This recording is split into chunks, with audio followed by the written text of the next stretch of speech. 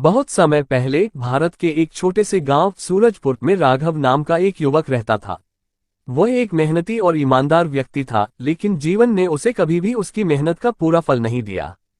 उसके पास अपने पिता से विरासत में मिला एक छोटा सा खेत था, लेकिन मिट्टी खराब और पानी की कमी के कारण वहां कुछ भी उपज नहीं पाता। हर सुबह राघव सूरज उगने से पहले उठता, खेत पर काम करता और अपनी माँ के लिए पानी लाने गांव के कुएं तक जाता।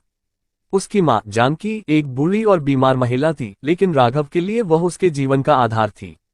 एक दिन जब राघव ने देखा कि उसकी माँ बीमार होने के कारण खाने के लिए भी तरस रही है, तो उसका दिल टूट गया। उसने खुद से वादा किया, मैं अपनी माँ को सुखी जीवन दूंगा, चाहे इसके लिए मुझे कुछ भी करना पड़े। अनोखा सपना और पहली यात्रा। उस रात थका हुआ राघव सो गया। सपने में उसने देखा कि एक सफेद कपड़ों में लिपटा बूढ़ा व्यक्ति उसके पास आया और बोला, राघव, मैं तुम्हारे संघर्षों को देख रहा हूँ। तुम्हारा दिल साफ है और तुम्हारे इरादे नेक हैं। तुम्हारे खेत के उत्तर की ओर जो पहाड़ी है, उसके पीछे एक जादुई बाग है। वहां से तुम्हें तुम्हारे सारे सवालों के जवाब मिलेंगे। लेकिन याद रखना, उस बाग तक पहुंचने के लिए तुम्हें साहस और सच्चाई का मार्ग अपनाना होगा। सुबह उठते ही राघव के मन में उत्साह था। उसने अपनी माँ को बताया, माँ, मैं आज पहाड़ी के उस पार जाऊंगा। उसकी माँ चिंतित हो गई और बोली, बेटा, वह इलाका खतरनाक है। लोग कहते हैं वहां जंगली जानवर और रहस्यमय शक्तियां हैं। लेकिन राघव ने अपनी माँ को आश्वस्त किया और अपनी यात्रा पर निकल पड़ा। पहाड़ी की ओर जाते समय राघव को कई कठिनाइयों का सामना करना पड़ा। पहले दिन उसे एक घने जंगल से होकर गुजरना पड़ा। वह रास्ता इतना अंधकार में और डरावना था कि हर कदम पर उसे लगा कोई उसे देख रहा है। अचानक एक जंगली भालू उसके सामने आ गया। राघव ने डरने के बजाय पेड़ों के पास पड़ी सूखी लकड़ियों को इकट्ठा कर आग जलाई, जिससे भालू वहां से भाग गया। दूसरे दिन एक गहरी और तेज बहने वाली नदी उसका रास्ता रोक रही थी। बिना नाव के उसे पार करना असंभव था। तभी उसने देखा कि पास के पेड़ों की डालियां मजबूत थीं। उसने अपनी कुल्हाड़ी से कुछ डालियां काटकर एक छोटा सा पुल बनाया और नदी को पार किया। तीसरे दिन वह एक वीरान गांव से गुजरा, जहां के लोग भूख और गरीबी से पीड़ित थे। वहां के लोगों ने बताया कि उनके पास फसल उगाने की ताकत नहीं है और उनका पानी भी सूख चुका है। राघव ने उनकी मदद का वादा किया और आगे बढ़ गया। आखिरकार तीसरे दिन शाम को राघव पहाड़ी के शीर्ष पर पहुंचा। वहां का नजारा अविश्वसनीय था। एक विशाल बाग, जिसमें हर तरफ सेब के पेड़ थे और सेब सोने की तरह चमक रहे थे। बाग से एक मधुर संगीत की आवाज आ रही थी। जैसे ही राघव बाग के करीब पहुंचा, एक गूंजती हुई आवाज सुनाई दी, राघव, ये बाग तुम्हारी किस्मत बदल सकता है। लेकिन याद रखना, इस बाग का फल केवल सच्चे और दयालु लोगों के लिए है। अगर तुमने इसे लालच या स्वार्थ के लिए इस्तेमाल किया, तो ये तुम्हें और तुम्हारे गांव को बर्बाद कर देगा। राघव ने एक पेड़ से एक सुनहरा सेब तोड़ा। जैसे ही उसने उसे छुआ, उसने अपने अंदर एक अजीब सी शक्ति महसूस की।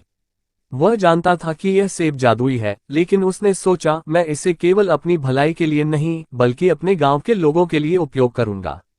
सेब की शक्ति और गांव की मदद। गांव लौटने के बाद राघव ने सेब का उपयोग करना शुरू किया। उसने एक टुकड़ा अपनी माँ को दिया और उसकी माँ चमत्कारिक रूप से स्वस्थ हो गई। फिर उसने सेब का रस अपने खेत की मिट्टी पर डाला और कुछ ही दिनों में वहां फसलें लहलहाने लगीं। राघव ने सोचा, ये सेब मेरे लिए वरदान है, लेकिन अगर मैं इसे केवल अपने लिए रखूं, तो मैं बाग की चेतावनी का उल्लंघन करूंगा। उसने सेब के रस से वीरान गांव की मिट्टी को उपजाऊ बनाया। वहां के लोग उसकी इस मदद के लिए उसे देवता मानने लगे। राघव की ख्याति तेजी से फैलने लगी। आसपास के गांवों के कुछ लालची लोग उसकी ताकत का रहस्य जानने के लिए उत्सुक हो गए। उन्होंने राघव के घर में घुसकर सेब चुराने की योजना बनाई। एक रात जब राघव सो रहा था, वे लोग घर में घुसे। जैसे ही उन्होंने सेब को छुआ, वे पत्थर के मूर्तियों में बदल गए। अगले दिन राघव ने बाघ की आवाज सुनी, राघव, मैंने तुम्हें पहले ही चेतावनी दी थी। ये सेब लालचियों के लिए नहीं है। गांव की समृद्धि और राघव का बलिदान। राघव ने जादुई सेब का उपयोग गांव के हर किसान की मदद के लिए किया। हर खेत में फसलें उगने लगी और हर घर में खुशहाली छा गई। लेकिन सेब की शक्ति धीरे धीरे कमजोर होने लगी। आखिरी बार बाघ की आवाज आई, राघव, अब तुम्हारे पास एक विकल्प है।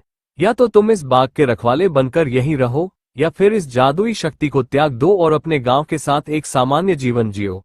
राघव ने सोचा, अगर मैं यहाँ रहा तो मेरा गांव फिर से वैसा ही हो जाएगा जैसा पहले था। मैं अपने लोगों को खुश देखना चाहता हूँ। उसने सेब और बाग को हमेशा के लिए छोड़ने का फैसला किया। अंतिम संदेश, राघव ने अपनी सच्चाई, मेहनत और निस्वार्थता से अपने गांव को समृद्ध और खुशहाल बना दिया।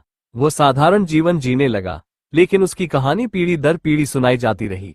इस तरह राघव ने ये साबित कर दिया कि जादुई शक्ति से बड़ा कुछ है, और वह है नेक इरादे और निस्वार्थ भाव।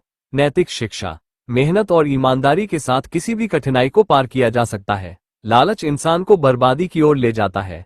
दूसरों की मदद करना सबसे बड़ा धर्म है। यदि लड़की डांस कर रही होती तो तुम उसके लिए भर भर के लाइक सब्सक्राइब करते हैं। क्या आज मेरे प्रभु श्री राम के लिए नहीं करोगे? और साथ ही कमेंट में श्री राम लिख देना। आगे आपका समय अच्छा बनी रहे। वीरपुर गांव, जहां जिंदगी आज भी बैलगाड़ी की चाल से चलती थी, वहीं पर रहता था हरिया, एक ईमानदार, मेहनती लेकिन बेहद गरीब किसान। उसके पास मात्र 2 बीघा जमीन थी, जो बारिश पर निर्भर थी। हर साल वो कर्ज लेकर खेती करता और हर बार मौसम धोखा दे जाता। उसका परिवार, पत्नी गोमती और बेटा चिंटू, दिन रात मेहनत करते, लेकिन पेट भर खाना भी नसीब नहीं होता। हरिया को खेती से बेहद लगाव था। वो सुबह सूरज उगने से पहले खेतों में पहुंच जाता और सूरज ढलने तक काम करता। फिर भी हर बार उसके हिस्से में आता सिर्फ नुकसान और कर्ज। गांव वाले उसे समझाते, हरिया, अब ये खेती छोड़ दे, शहर चला जा मजदूरी करने। लेकिन हरिया का मन खेतों में ही रमता था। एक दिन जब हरिया खेत जोत रहा था, उसकी हल्की नोक किसी ठोस चीज से टकराई। उसने जमीन खोदकर देखा तो वहां एक छोटी सी चमचमाती हुई बोतल निकली, जिसमें एक गोल लाल रंग का बीज रखा था। उस बीज की चमक कुछ खास थी, जैसे वो किसी और दुनिया से आया हो। हरिया उसे लेकर घर गया। गोमती बोली, कहीं जहरीला न हो, फेंक दो इसे। लेकिन चिंटू बोला, नहीं माँ, इसे बोकर देखते हैं, क्या पता कुछ नया हो। हरिया ने वो बीज अपने खेत के एक कोने में बो दिया और थोड़ा पानी डाल दिया। उसे इस बीज से कोई उम्मीद नहीं थी, लेकिन अगली सुबह जो नज़ारा उसने देखा, वो उसके होश उड़ा गया। पहली फसल और पहला चमत्कार। एक ही रात में उस बीज से एक घना पौधा उगाया था। उस पर बड़े बड़े लाल चमकते टमाटर लटक रहे थे। टमाटर ऐसे कि जैसे किसी चित्र में देखे हों। हरिया ने एक टमाटर तोड़ा और चखा, ऐसा स्वाद उसने कभी महसूस नहीं किया। मीठा, रसीला और ताजगी से भरा। हरिया ने कुछ टमाटर गांव के हाट में ले जाकर बेचे। पहले तो लोग हंसे, कौन टमाटर खाएगा जो ऐसे चमकता है। लेकिन जैसे ही एक ग्राहक ने चखा, उसने पूरी टोकरी खरीद ली। फिर तो लोगों की भीड़ लग गई। हरिया का टमाटर अब सबकी जुबान पर था। हरिया ने टमाटर का बीज संभाल कर रखा और रोज थोड़े थोड़े टमाटर उगाने लगा। हर बार वही तेजी से उगते पौधे, वही शानदार टमाटर और हर बार बाजार में बिकते ही अमीरों जैसी कमाई। कुछ ही महीनों में हरिया गांव का सबसे अमीर किसान बन गया। उसने घर की मरम्मत करवाई, चिंटू को शहर के अच्छे स्कूल में दाखिल करवाया और बाकी गांव वालों की मदद भी करने लगा। लेकिन ये बदलाव देखकर गांव के जमींदार ठाकुर रणवीर सिंह को जलन होने लगी। वो सोचने लगा, एक गरीब किसान अचानक अमीर कैसे हो गया। ठाकुर ने हरिया को बुलाकर पूछा, कहाँ से लाया ये टमाटर? हमें भी दे कुछ बीज। लेकिन हरिया ने साफ मना कर दिया। ठाकुर ने रिश्वत की पेशकश की, धमकी दी, लेकिन हरिया ने अपना राज किसी को नहीं बताया। एक रात ठाकुर के आदमी हरिया के खेत में घुस गए और जबरदस्ती एक टमाटर का पौधा उखाड़ ले गए। उन्होंने वैसा ही बीज अपने खेत में बोया, लेकिन जो पौधा उगा वो सूखा और जहरीला था। उसका टमाटर सड़ने लगा और बदबू फैलाने लगा। ठाकुर समझ गया कि बीज खुद में जादू नहीं था, शायद हरिया की नीयत या कोई और रहस्य उसमें छुपा था। उधर चिंटू, जो अब पढ़ाई में तेज हो गया था, उसने उन टमाटरों पर शोध करना शुरू किया। गांव में लोग अब बीमार नहीं पड़ते थे, झगड़े नहीं होते थे, सबके दिलों में जैसे सच्चाई और प्यार भर गया था। अब गांव के लोग भी हरिया से टमाटर के बीज मांगने लगे।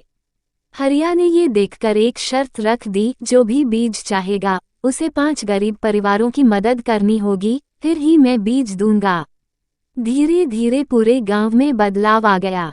हर कोई एक दूसरे की मदद करने लगा, खेत लहलहाने लगे, बीमारियां कम हो गईं और स्कूलों में बच्चों की संख्या बढ़ने लगी। बीरपुर अब जादुई गांव कहलाने लगा। लेकिन एक दिन शहर से एक बड़ी कंपनी के लोग आए।